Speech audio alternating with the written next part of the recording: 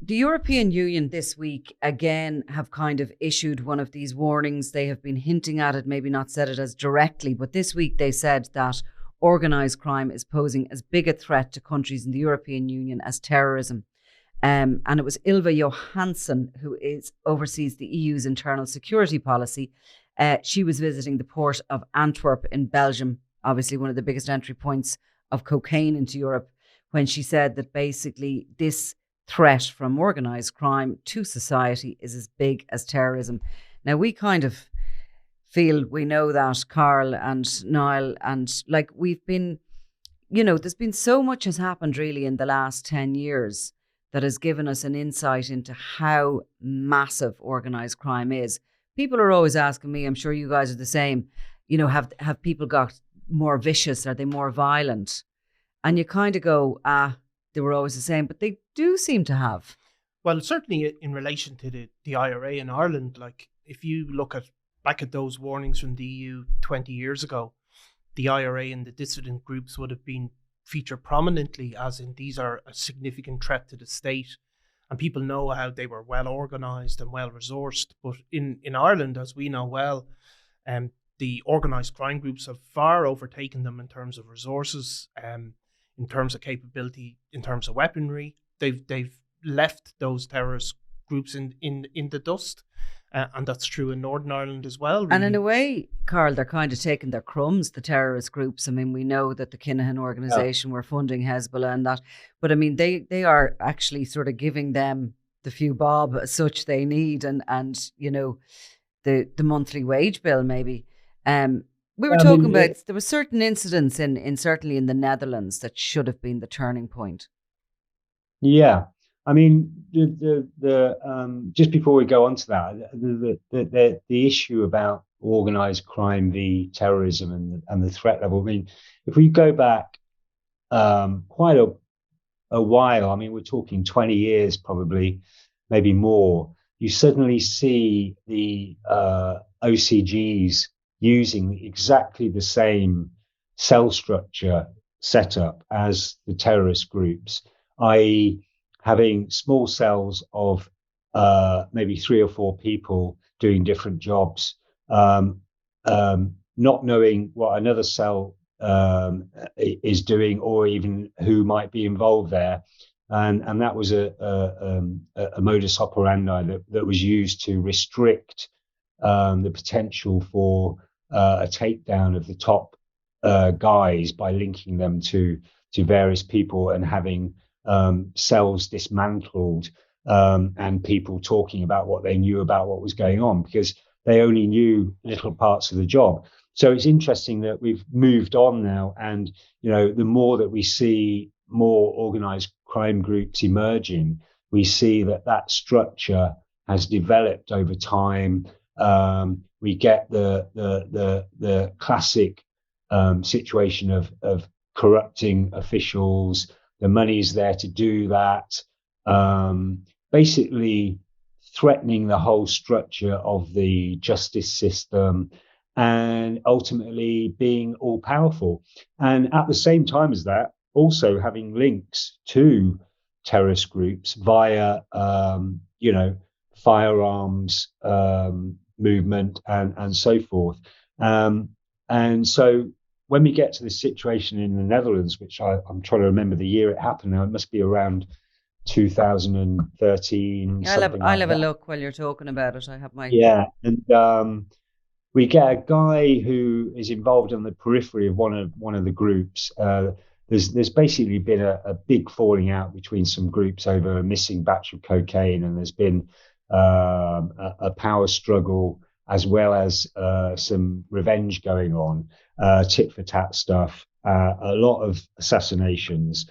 And we get to this point where a young lad who is involved on the periphery of one of the groups, maybe flitting between two different groups, they find the body of this guy in a burnt out car, and except he's missing his head. And then the following day, in the middle of Amsterdam, outside a shisha lounge, which is linked to the dispute, they find the head of this lad literally on the street. And it's an incredibly shocking thing to happen. It's the kind of thing that you would only expect happening in Mexico or Colombia or something like that. And yet it's here, on the European streets, and it looks to me at that time like a big change in the way things are happening in European organized crime groups, i.e., they are becoming more violent and they're stopping at nothing to send their message away.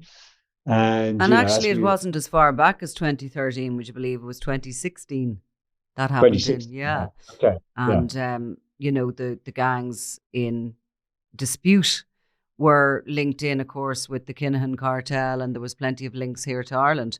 I mean, we were writing about that case here in Ireland, and it was utterly shocking. Of course, and one of those members of those feuding gangs eventually was caught in an apartment in Dublin, which was being set up by the Kinahan organised crime group. It was a safe house here in Dublin. Wafal Fassi was found. He was discovered during a search on some Kinahan premises, and he was found, I think, with an Irish passport, wasn't he? He was found with an Irish, he was found with a fake passport anyway. Yeah. And it just shows you the interconnectedness of it. But I do remember reading about that and thinking, like that is something that could never happen in Ireland. Like that. Or in Europe. In Europe. Or that's another, that's like a whole other world of violence. But of course, just today we have somebody on Friday being convicted for something very similar in Ireland. Paul Crosby is convicted today, given a 10-year sentence for his role in the murder of Cian Mulready Woods, in which a child, a 17-year-old boy, was dismembered, and his head was also found at a location in Dublin. I mean, a crime that, from our perspective, I remember reading about the case in Holland and thinking, this isn't, like, it couldn't happen in Ireland, but it did, and there's 2 people have been convicted of it today. And like, why wasn't there an immediate outrage, complete and utter, about that from Europol? And I mean, what can they do? They're talking about, obviously, police forces need to work together, which they have been doing more successfully. We were talking earlier, Carl, and you mentioned back in the sort of early 2000s that really, and just around that time, the turn of the century, I suppose, even the Spanish and the Brits and the Irish weren't working very well together. Whereas we have moved on a bit now. It took law enforcement a while to kind of get over the fact that the borders were down in Europe. They're gone back up now from your crowd, but we're still. I think the sort of the invention of Europol helped in that relationship to try and tie together some of the relationships that weren't there maybe before. And that has Europol, it's not seen as a heavyweight organization, but what it does is it draws together the relevant parties from each different country now in a way which that wasn't happening previously maybe. And they've been absolutely pivotal in changing the relationship between Europe and Dubai as well, in getting, a good relationship going so that they can actually have extraditions going on, whereas previously that would have been impossible. So, I mean, that there's definitely a better atmosphere now relationship between the law enforcement agencies in different countries that wasn't there before.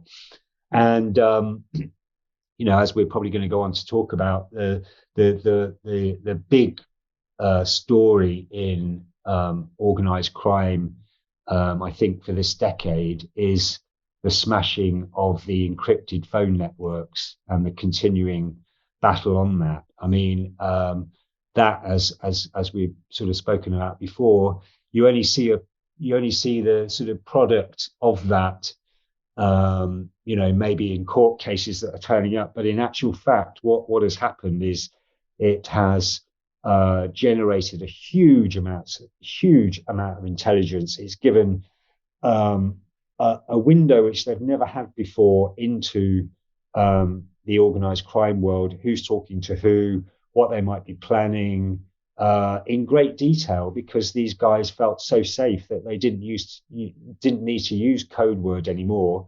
They were talking in general terms about what was going to happen.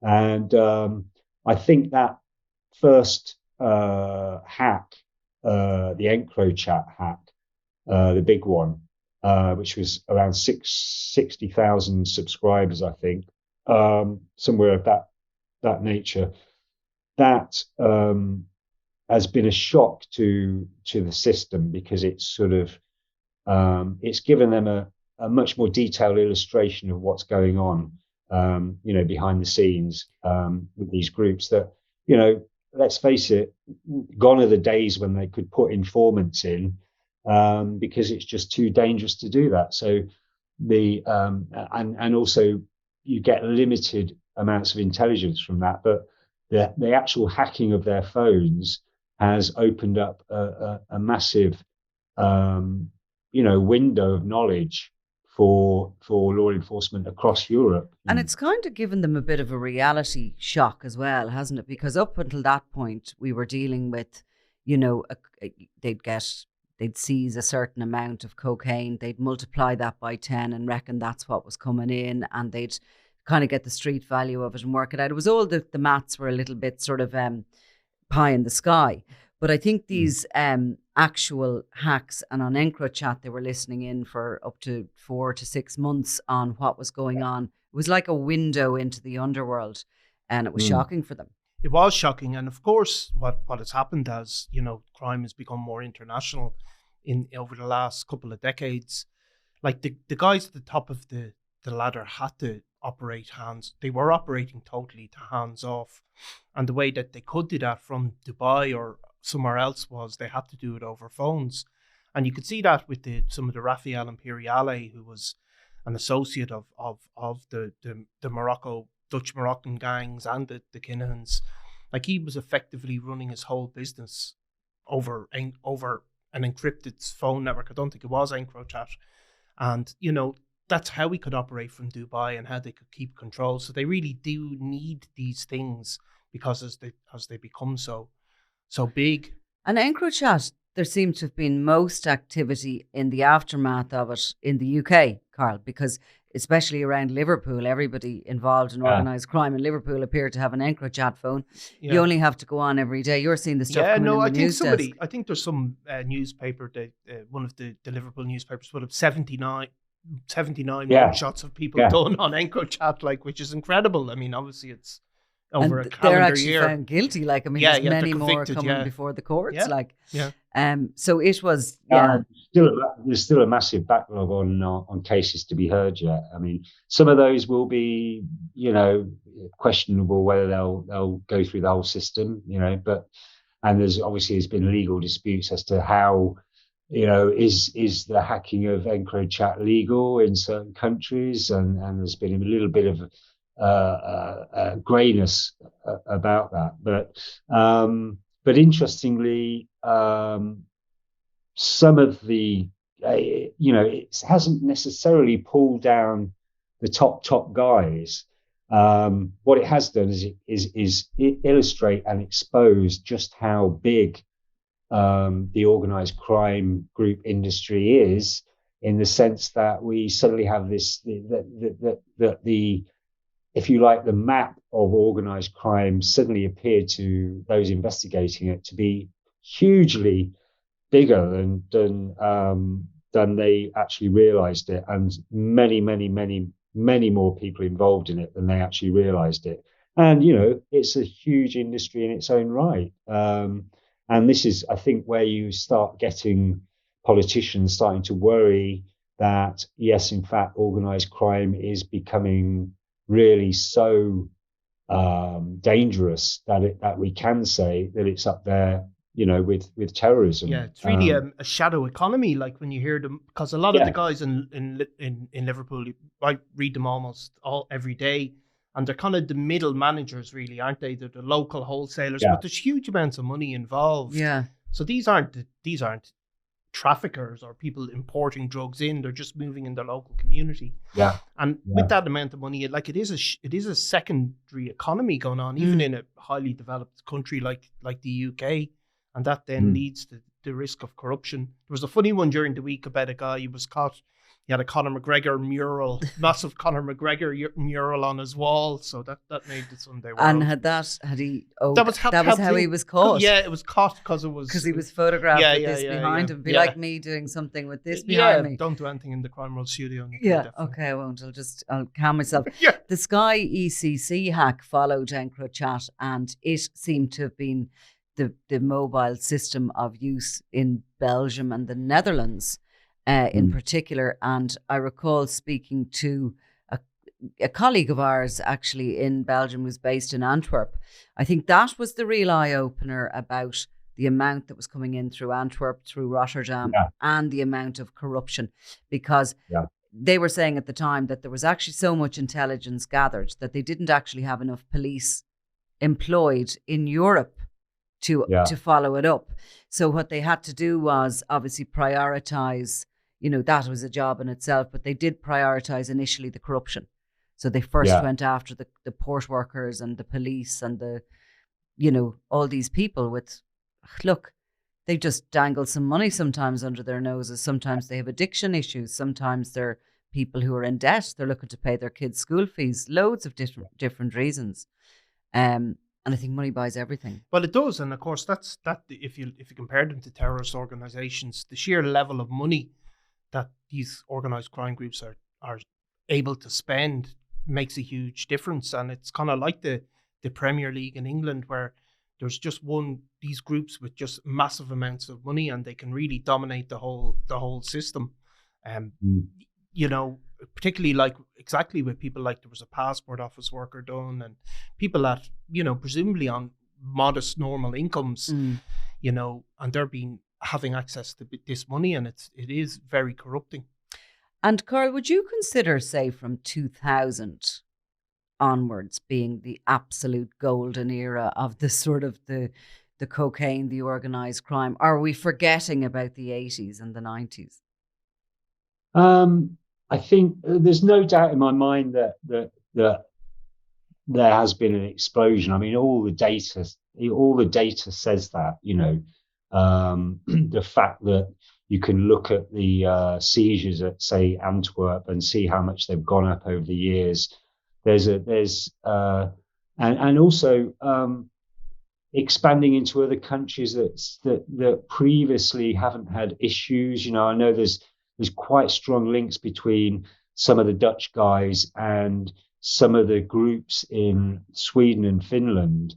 Where things have been hotting up in, say, Sweden, a country where you wouldn't think that they've got any problems there. And they've had, some serious stuff going off with grenades and bombs and shootings, in some of the major urban areas in Sweden, linked to guys who have links to the Dutch Moroccans moving cocaine and the Albanians. And, I think it's without a doubt, you can say that we're right in the middle of the peak, if you like, of, moving of cocaine as the major product in terms of organized crime. Yeah. But they will, there will come a point where that doesn't work anymore, or something else will take its place. Like what? There doesn't seem to be anything else out there, and it just seems to be a balloon that just keeps. Well, the Mexican gangs seem to be moving into fentanyl and these types of synthetic drugs seem to be. Well, we've never really seemed to have taken to them in Europe. You know what I mean? We don't seem to be really. Where our tastes like wine connoisseurs, but those things have never really caught on here, or certainly in a lot of Europe. Not yet, I think. I think they're we do tend to follow the US. If you look a decade after, maybe the cocaine boom in the US, which came in the 80s, the late 80s, and then moved to Europe, took another decade. I don't know. And crack certainly is something more problematic here now than it was ever before. Yeah, I mean, exactly there. The situation with crack took off in America in the 80s, and then suddenly about 10 years later, you suddenly start seeing what would be relatively very small seizures of crack, um, 40 wraps or something like that, and the law enforcement in UK and law enforcement hadn't seen this stuff before.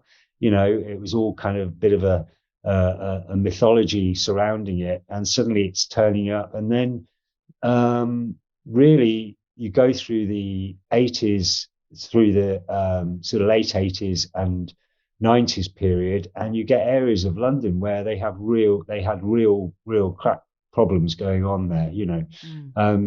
So Niall's right in that if you look at what the trends in the United States and South America, Europe does seem to be impacted by the same kinds of things, maybe a decade later.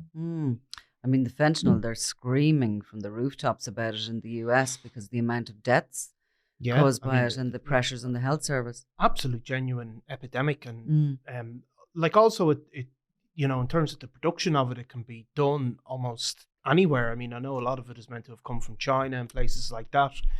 So, the traditional law enforcement model that's there to stop maybe drugs leaving Colombia or whatever, it doesn't have to come from there, even though the Mexican You see, that has to be the future of it, because it's always been the transport that's been tricky, really, isn't it? It's where they lose the loads, or else they fall out, or whatever happens. But the transporting of the drugs around the world is the real... Yeah, that's where the risk is, essentially. So if you're producing something just on your home turf, that risk as such is gone. Your factory can be discovered or whatever, but... Yeah, absolutely. And of course, look, in Dublin, you only have to walk outside the door and see the effect of the sale of prescription medication. The illicit sale of prescription medication has absolutely become a massive, massive issue in this city. I mean, it's not affecting every area of the city, but it's a huge, huge area, and that didn't exist largely a number of years ago. And it's just everywhere. You can walk down the street there and see packets of benzodiazepines or whatever, empty packets. And it's a huge issue, and it causes a huge health impact as well, because it's so dangerous in terms of overdoses and deaths. For sure. Carl, we'll let you go, but before you do, tell me this much, because all journalists have to be asked this question and we have to scrabble around for something that's an answer to it. But what do you think Europe can do? What do you think is it just enough to sit up and recognise the threat? No, of course it's not. But I mean, it's good that some of them are coming out and saying, look, this is, I remember when, I think it was Sir Paul Stevenson, when he was at the Met, one of the last things he said before he was sacked was that watch out for organised crime. It's going to grow like nobody's business. And I think that was around about 2010, something like that. And his words have been proved to be true as far as the UK goes and the rest of Europe. I think that, yes, they are doing little things and also big things as well, that like, hacking of EncroChat and various other encrypted phone networks. They are doing big things like that. They are doing big things like addressing the issue of Dubai. They're doing the best they can, but they're kind of like slightly hands tied in that they need everybody to be on board with this whole thing, and ultimately things won't change if at the lowest level that organised crime operates on, which is the street level, things won't change unless there are issues to be addressed there as far as young people go, because at the moment young people will go down that route because it's the easiest route to earn money, and if there's no hope out there for them, or they can't see any hope for a normal life of earning some wages, then they will be attracted into organised crime, and that's what has been happening. for, a good 15 years on a very intensive level, and, as we've seen, there is an issue about why are there a lot of Albanian young men coming into the UK at the moment. And I have no doubt at all that some of it is connected with setting up little cells within the UK to work the organised crime route. All has to be watched. Well, look, Carl Felstrom, thank you very much. Thanks, Carl. Thanks. Cool. Clodagh, do you want to? The recording has stopped. Brilliant. Listen, thanks a million, Carl. I'll be in touch with you, okay? We're going to continue on here for about 20 minutes or so. Thanks a million. Will you keep in touch with me about what's happening with Dawes? Yeah.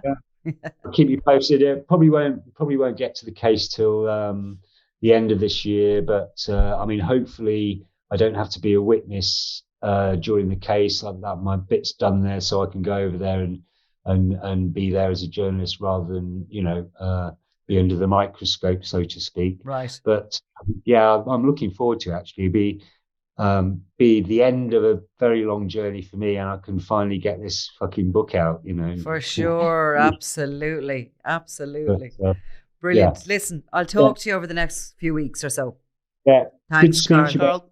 So this week there has been all sorts of stuff going on, but one mad story. Yeah. Did you see this coming in and were you like, what in the name of God? Yeah, in Spain, a associate of Mr. Flashy is saved by the fast-acting Spanish police. Like, obviously, the attempted murder happened in September, but there was an arrest this week of what's described as an extremely violent British gang, and it's basically what the Spanish described them as is a hitmen for hire. There were 6 of them arrested in a series of raids across Estepona, Porto Banús area, Marbella. So these are a gang of British guys who are basically operate as hitmen for hire across Spain. And what they were arrested for, though, was the shooting at 3 Irishmen, an attempted murder of 3 Irishmen in September. 3 Irish guys were fishing in a place called Turtle Lake near in Marbella, and these hitmen drove up in a car, shot at them. One of the men in his mid-20s, a guy from Finglas, was shot in the side. Lucky to survive, absolutely. He is a guy who's known to the Gardaí, a known associate of Mr. Flashy. We all know who Mr. Flashy is in terms of he's being regarded as the head of a drugs gang operating mostly in the Finglas area. The man who suffered the gunshot wounds will be somebody who's been very well known to pal around with him, had been come under the Garda radar during, if you remember, there was a series of feuds involving Mr. Flashy, basically 3 or 4 of them, sub-feuds all over the place. Yeah, tit-for-tat shootings, there was firebomb attacks on houses, on cars, etc. Very complex, but one of the feuds that his associates were involved in was in Corduff. This guy who was shot in Spain was linked to that feud. So it was an incredible operation. I don't know if you saw the video. That's what I was going to say, and we'll attempt to put the video up on our YouTube channel so people can see it. If you're tuning into this, and we'll certainly maybe try and put it up on any of the social media around Crime World and Sunday World. But I found it extraordinary because, so the Spanish do release these videos sometimes, and there was the Guardia Civil who went in and they bust their way into this luxurious looking villa and they wake everybody up. So it's obviously the middle of the night, early mornings. But these guys, these hitmen, are all living together. So they're having a little kind of they're living together, these hitmen, in this kind of shared house. It's like Girl Guides or something. Yeah, and it's a bit like there was a dog came down the stairs. Now, was that a police dog at one stage? I don't know. There was a police dog there at one point, but this dog seemed to come out of the bedroom as if one of them had a dog.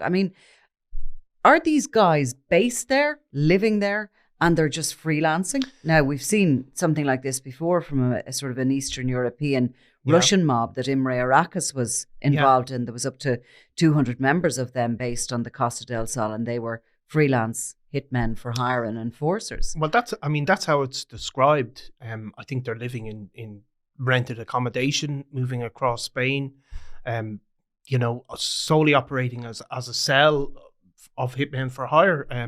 Like the level of weaponry that was taken out was quite shocking. I mean, I wouldn't know. There. I mean, I wouldn't know myself, but one of them, a submachine gun capable of firing 850 rounds per minute, described as a Scorpion. I think it's an Eastern European gun. 4 handguns at least, and a Smith & Wesson pistol as well.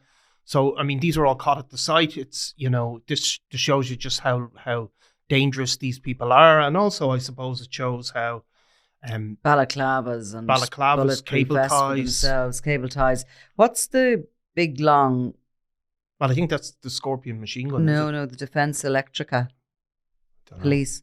It looks like a big, huge sort of stun. Those. Oh yeah, there was tasers and things like that. Yeah, recovered as well. So, like this is what I mean. Of course, we have had our own sort of hitmen for hire over in Spain, operating in Spain. Eric Lucky Wilson would have been an example of one of them who certainly was associated with the Kinahan cartel, but really operated as a kind of a hitman for hire for any of the Irish or British gangs. And when he was actually arrested, it was because he went out one night, and now he was, suspected of being responsible for up to 20 sort of murders or attempted murders here. He used to actually punt for business, and at one point furnished 2 sides of a feuding gang with a list of associates of the other gang that could be taken out, including what day, date, and the likelihood of him getting them would be. He was actually, there was a bit of heat on him here, and he went over to Spain. Now, when he was arrested, because he went out one night, got drunk, a guy in a pub, kind of like just an ordinary punter, annoyed him because he maybe something trivial, I think. Like back off that woman or something. Yeah. Wilson had kind of spoken to this woman, and your man told him to back off. And he came back on a bike and shot him dead on the terrace of the bar. Now, he was caught, but when they raided, he was living in this sort of isolated farmhouse in a place called Coyne. Yeah. I'm sure I'm maybe not pronouncing that right, but it's inland a bit. It's not on the sea. And it was this far, and they found all this ammunition, and beside his bedside, in his bedside locker, they found guns and grenades and everything. Covered, yeah. I mean, this was really weird stuff. Yeah, and I mean, this seems maybe something similar, equivalent. A group that operates, and it just shows you that although we kind of think of the headmen maybe over in Dubai and having moved out of Spain really still is an epicenter for a lot of the drug trafficking business. There's been increasing violence. Some of it involving Irish people have been shot even over the last 12 months. But the level of violence that has really escalated in Marbella, as there's been, people have described it as kind of a breakdown in control, some of which is the diminishment of the Kinahan cartel's control of that area, and the movement of Eastern European gangs and stuff in there. And I suppose the protection the Kinahan cartel once levelled on people who were within, its umbrella. And Flashy, of course, was exactly one of those. Yeah. He was trained up by Trevor Byrne, who's in jail on gun offences, would have been a senior figure in the Kinahan mob. And, he was in the process of kind of like bringing up underlings. Yeah, he was kind of they were kind of mentoring Mr. Flashy. He was a young guy who had a group of young guys around him, and really operated as the foot soldiers for the Kinahan cartel in Finglas. But as the feud went on, a number of senior figures either had to leave the country or ended up behind bars, and therefore these younger guys took total control. Now, he's always described as an associate of the Kinahan cartel. Doesn't mean that he's... But that doesn't seem to be any longer holding that same... No, and I think, it's not as if Daniel is inviting him over for his birthday in Dubai. These guys might never have met anybody beyond a certain level within that organisation. There's an absolute... But they had that protection. Nobody would have gone for them, really. They absolutely And that did. is definitely gone. I mean, the idea that a, house share of British hitmen would go last September for an associate of Flashy in that region, which was once all and totally controlled by the Kinahans. We talk about Ireland being controlled by them. So was the Costa. They owned literally parts of that Costa del Sol.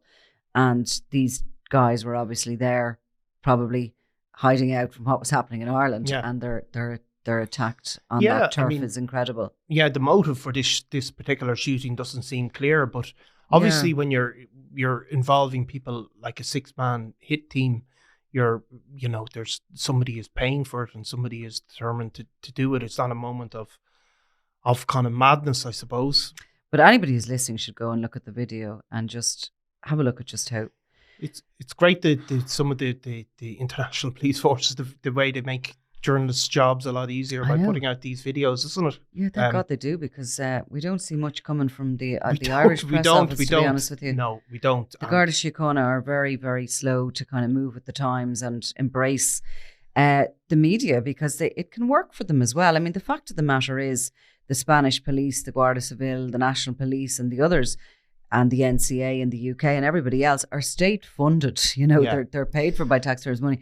And it is good to see the good stuff, because I suppose like any organisation, big organisation, they get a lot of criticism. And yet by showing up, look what we have busted here, look what we did here. And video draws everybody to it. I mean, you can talk till the cows come home, but really when you see a little bit of moving video, it's... Shocker, journalists call for better footage to be released by the Garda. I'm making an appeal here today for the Garda Síochána to up their game and start releasing make our lives easier. Make our lives easier, exactly. So that's an extraordinary story. And the other thing, we touched on it with Carl Felstrom, but I wanted to go into it in a little bit more detail because, of course, I was there for the sentence hearing of Paul Crosby, and I told you at the time there was a cockiness to him. He's a small little guy, a bit like yourself. I'd say they'd have to move the camera. No. He's just a little bit taller than you. No, he wouldn't be well above the international average for a man. But anyway, not that there's anything funny about this story, but there was a cockiness to him when he came in and he stood in court. And, he turned around and he winked at myself and other female journalists as he waited to hear the details of the case. Cian Mulready Woods, of course, horrifically murdered and his body dismembered and left around parts of Dublin. Robbie Lawler, the man responsible for that death, was later killed himself in Belfast, but others that were seen as being on the periphery of it are before the courts. And Crosby was sentenced today, just before we come in. Yeah, he was sentenced to 10 years in prison. So what was the maximum he could have got? Well, I don't know. I mean, I think there is a longer sence. I don't know if there even is he pleaded guilty, so he would have got... He pleaded guilty. I think there could be longer sentences. I don't know if there is even sentence guidelines specifically laid down. But his charge was facilitating? The charge is basically helping a crime gang in the murder of Cian Mulready Woods. Yeah. These charges can be kind of long and complicated. It's a hefty sentence, I suppose. As in terms of other people have been done for a similar offence and have gotten shorter sentences. And I think, from the family may certainly view that as not being a hefty sentence. And that would certainly be an understandable position to take. In terms of what we've seen gone through the Special Criminal Court in recent years, that would have been one of the longer ones for a crime of that equivalent to that. Because his co-accused, Gerard Cruz, got 7 years. He got 7 years, a lesser sentence. Now, Paul Crosby does have, I think it was something like 40 previous convictions. Do you know what age he is? But he's only is he 23 or 24? 27. 27. Yeah. So, 27. I mean, look, it was described in court by Justice Tony Hunt as a heinous and appalling crime. And, we've talked about it so much, we've read about it so much, it can nearly... but it shocks you every time still, doesn't it? And it should shock you every time, I think, because for a 17-year-old, for a child, by any definition, still a child, to be killed in that way, and then for his remains to be treated in that manner, for his family to have to live with that forevermore.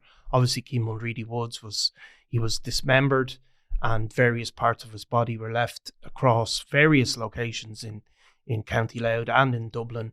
It should be it should not be. It should forever shock us, really. It should forever shock us. I mean, it's It'd be a sorry day if you were able to sit here and not. No, it is like taking a breath again when you think about the barbarity of it, really. Yeah, and again, just as Tony Hunt described, Cian Mulready's the crime as being disgraceful, inhuman, that it beggars belief that his remains were treated in this way, and that his painful and natural death would always live with the family, and like it is a particularly sort of, for a crime like that to be committed in a civilized country should not be, it shouldn't be normalized or.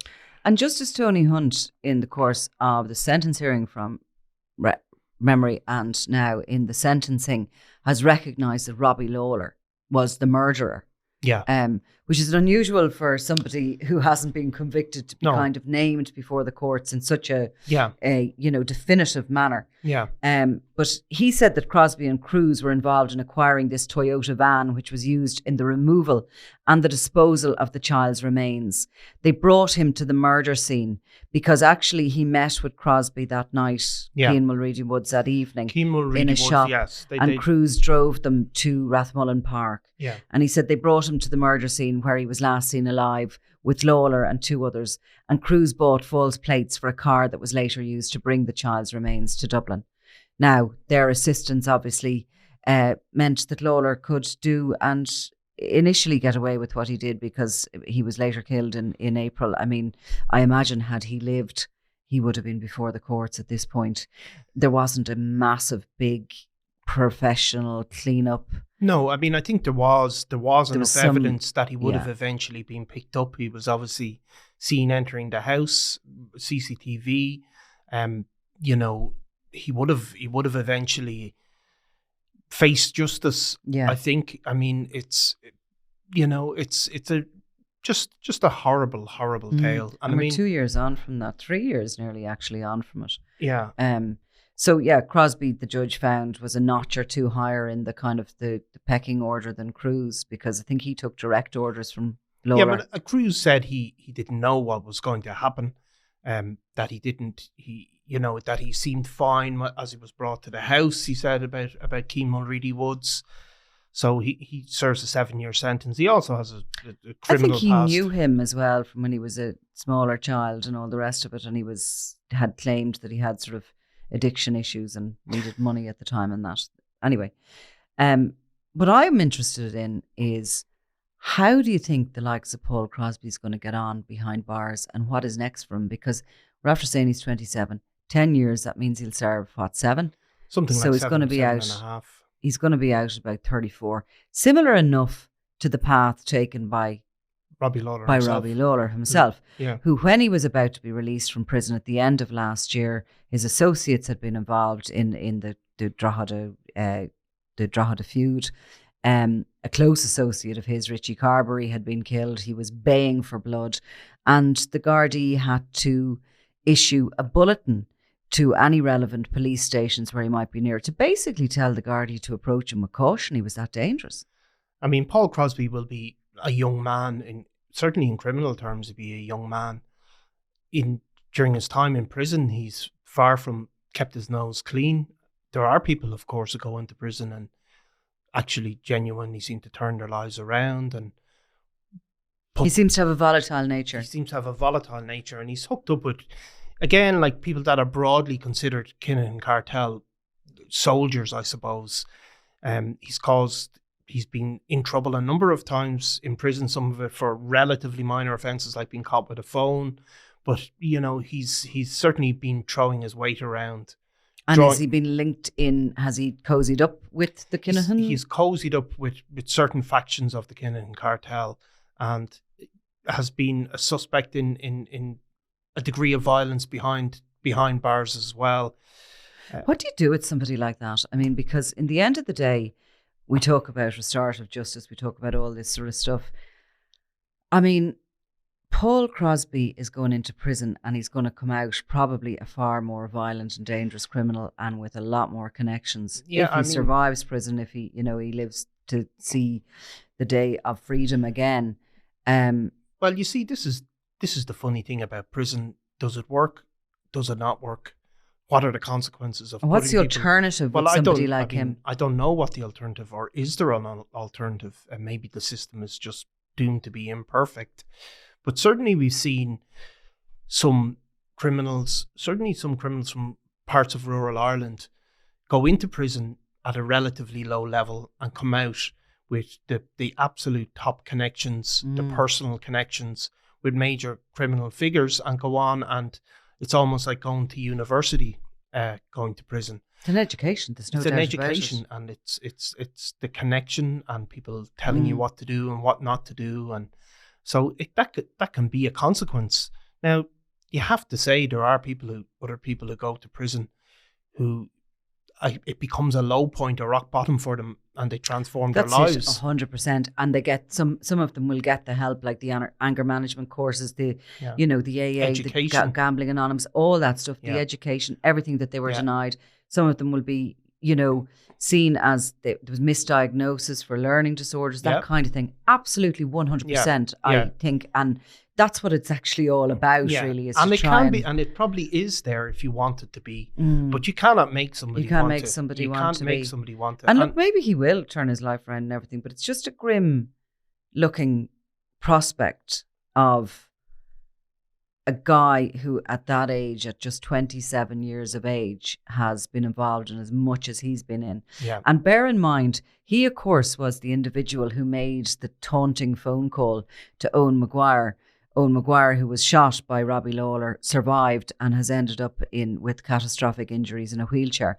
And he made this taunting phone call to him, saying that he was calling up to him with some nappies and he wanted to bring him for a walk. And I mean, the confidence, the arrogance of that, listening to that phone call, and I think some of the scary part of it, if you want to consider it, that is that Paul Crosby was not, in some ways he was a dangerous and violent person, but obviously the addition of Robbie Lawler to that gang escalated the level of violence that they were prepared to use to a great level. Paul Crosby was not a sort of a clever, organised criminal or anything of the sort. He'd already gone on trial for an attempted murder and could have been behind bars for that murder, but was found not guilty ultimately in a court of law. Look, I was always told about Paul Crosby that he had ended up being a runner boy, as they call it, or a gopher really, as a teenager for the Maguires, and they had treated him really, really badly. He had been bullied and pushed around by them, beaten up on occasions. He'd been with people that were maybe 10 years older or whatever. It's not dissimilar than other stories we have heard. And that he had, when he had come of age, if you want, that he had wanted to go to war with them because of that treatment. So it's a cycle of violence. Does the cycle of violence stop because he's behind bars? It certainly doesn't.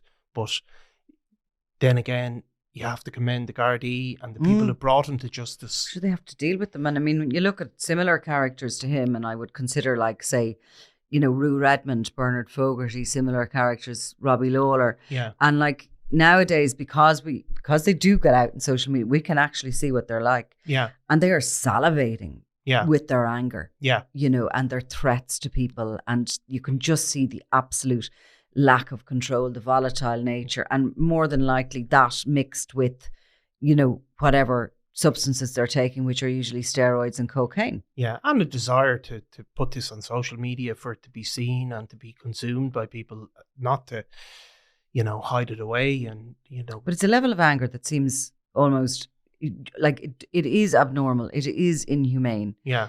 It's coming from somewhere. Well, is it disordered? It sure is that. Yeah. And you like to have a label for everybody, don't you? Yeah, but What did you diagnose me with? Was it histrionic personality disorder? No, it wasn't. No, it was histrionic personality disorder. I know who you diagnosed that to. We won't say it publicly. No. I think it was maybe narcissistic, was it? Well, it's one of them anyway. I'm not. And what about What about me? I'm just What about you? just a nice guy, Nicola, No, I don't think trying so. to make it no. in this world. I think we all probably are a touch of something, but A nice average sized guy trying to make it in this I world. liked that histrionic one though. I That thought it was was a quite a one. good Yeah, disorder. yeah. But no, I mean, look, people, there is a thing called antisocial personality disorder where people are, these are people that commit sort of psychopathic crimes, it used to be called. That's probably not a medical term that's used anymore. These are people that react with violence to being, particularly to be seen if they're snubbed or disrespected, that they react with this extreme violence and driven by a kind of fragile ego. And antisocial personality disorder is kind of maybe a new term for what people would call psychopaths. Or sociopaths, which everybody has a different kind of a meaning for those. But ultimately, I think one is that, you're born with the condition that you don't feel an empathy, and maybe you can live as a psychopath without being violent. Yeah. You can just not feel an empathy. But a sociopath is maybe, molded by their environment. And there's no doubt about it. But, if you're bothered to listen or to delve in any of these cases, there's very few of these guys, 27-year-olds, 35-year-olds, younger, whatever age they are, that have come from a loving, secure home. No, I mean, people come from terrible, terrible conditions and, they don't go on and do these things. But nonetheless, there is a repetition of childhood trauma in a lot of these, the past of a lot of these criminals. That's not to excuse it or say people that are adults. No, it's not to excuse it, but you can't ignore it either. No. And the fact of the matter is that in an awful lot, and I'd say nearly all of these cases, when you look back, if you actually get an attempt to look back, sometimes what's said in court, and like for the likes of Paul Crosby, all that was said about him, because I was interested to try and hear a little bit of background about him, and all that was said was that he'd grown up, that the father was absent from the home. And, he had dropped out of education at a young age. It's not really very much to go on when you consider what he's standing there being accused of and later, convicted of and pleading guilty to. But yeah, it's just a huge rarity that in anybody in that sort of violent end of organised crime that you can go back and you can just Certainly find... there's childhood trauma almost without exception. But people... can overcome childhood trauma. They can, and they can go on to be. I mean, thank God, the majority of people who live and grow up within traumatic and whatever you'd call them, bad or abusive homes, do not go on to do that. But, I think it's sometimes more interesting nearly to listen to the backstory of the accused than... Yeah, I mean, it is, and it's just what you would always like to see with these cases is that cycle of trauma could come to an end. And unfortunately, what's happened in the Drogheda feud is that there's out of there's a certain number of people killed, but there's probably dozens, hundreds of people that have been affected and traumatized by what has gone on. And the fear is that creates another cycle of trauma and then another cycle of violence. I was having a conversation with somebody there the other night about a murder victim, and I'm going to be vague about this, but it was a murder victim, and the family had no justice. It was a gangland killing, and the individual, the next generation, there had been a suicide in the next generation, and everybody was affected. You could see it was like a rock was dropped into the middle of a still pond. Yes. And the ripple effects went all the way, as far as they could go. Yeah. Because everybody, neighbours, community, everybody's affected, friends, everybody. Yeah. And then how they're affected sort of stilts them in their relationships and their parenting and everything else. Yeah. So it's just enormous, Yeah, because that's it. People can say, well, organised crime, it's, there's far more people killed in car crashes, and that's also hugely traumatic. But there's collateral damage in every one of these cases. And there's the fact that there is that sort of code there that they can't speak up and speak out for the victims. No. And they feel that they can't. No, it's particularly it can become a... They can't do that in a courtroom. They can't do that with the media. They can't seem to do that within... It's sometimes sort of within secret. the local communities, particularly if these people have excess power, the gangland criminals, like they can have in certain times in certain communities. It's almost like a war zone some places, isn't it? Yeah. Yeah, and I suppose we've been, it's been a fairly heavy show this week, so we'll finish on something a little bit lighter. A story, I suppose, where the good guys win. Or is it? Well, it's lighter for us. Is it? But the guy who lost 263 million pounds worth of cocaine is probably not having a good week, is he? He's probably you're laughing at him, but he's having a bad day. He's screwed, isn't he? 3 tons of cocaine was found floating in the ocean, and it was seized by New Zealand authorities. It's one of the country's single biggest drug busts. I read somewhere that it would supply New Zealand with cocaine for 30 years. 30 years. Can you imagine the party they'd be having there for 30 years with that? So, it was 81 bales. 81 bales, and they seem to have had a Batman logo on them as well for some reason. I don't know why that was. But this kind of happens a bit, doesn't it, that these shipments are found unmanned. I don't know if people get aware that the police are closing in, or sometimes they're not picked up. But we've had it, of course, in Ireland as well. We had, wasn't it, 440 million pounds worth of cocaine found floating in the sea off County Cork at one stage. Well, in that case, they actually put diesel into petrol engines and the boat didn't, and then it turned over and they all ended up swimming for the shore, and it was absolutely, utterly chaotic.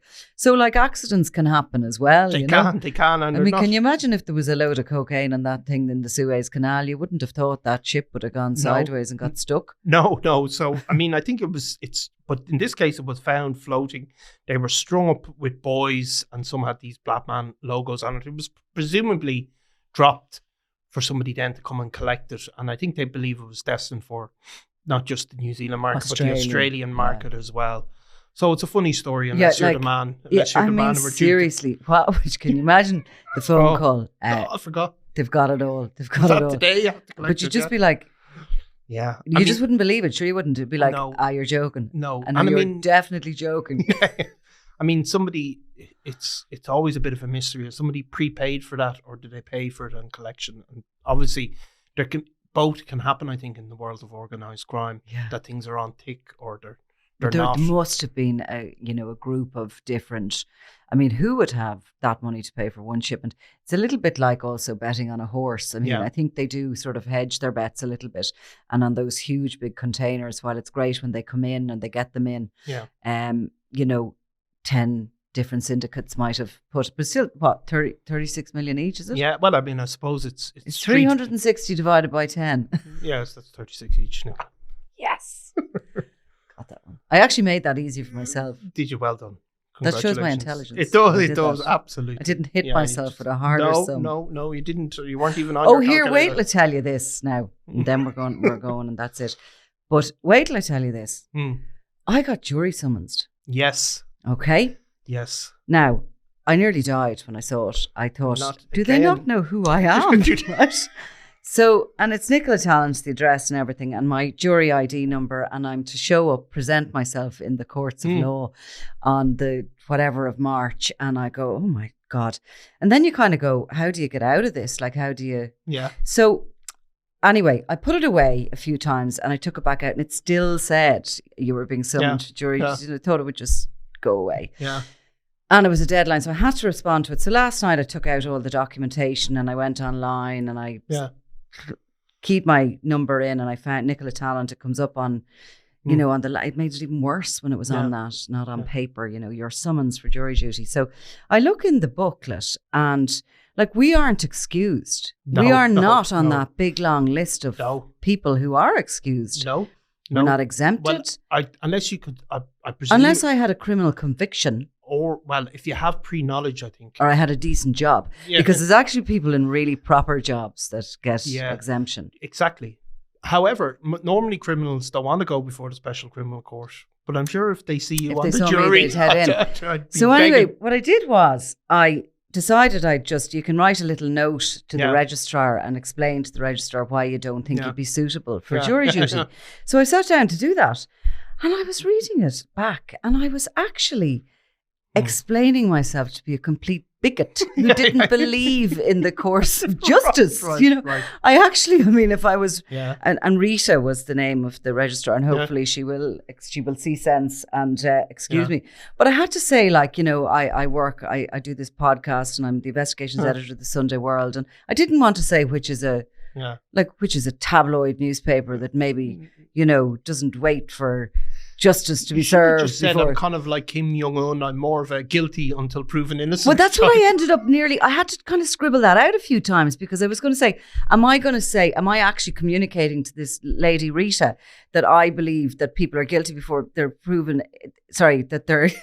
Yeah, they're guilty until proven innocent. Yeah. And, then I have all these biases and everything. But that's what I ended up having to put down. I looked awful on paper. The paper doesn't lie. Or I does did. I did. You try it and someday, it was awful. I would be let them go free. They probably just made a mistake. I kind of just sort of thought, like, what was the big mistake that I made so early on that I'm not able to just put something really dignified down and say, I work for such and such a place and I believe I'm exempted. But in America, do the defense get to say, I don't want that juror on the case? Well, I think they'd all say they don't want me. I mean, that's a definite. It's just to go into that mill of people and have to sort of go, sorry, excuse me, I did try. And listen, maybe they'll say you're still coming in. Maybe so. And we'll go down and do a pod from that. I think that's possibly illegal. Is it? Okay. We'll definitely check before we do that. Well, I practically told Rita that I didn't believe in the laws of the country, so I don't think I would have been suitable. Anyway, so let's hope that I'm not. For everyone's sake. For everybody's sake. Yeah. Right. Well, I'll fill you in next week how I get on. I hope to hear back from Rita soon. Thank you. All right. Have a good weekend. You too.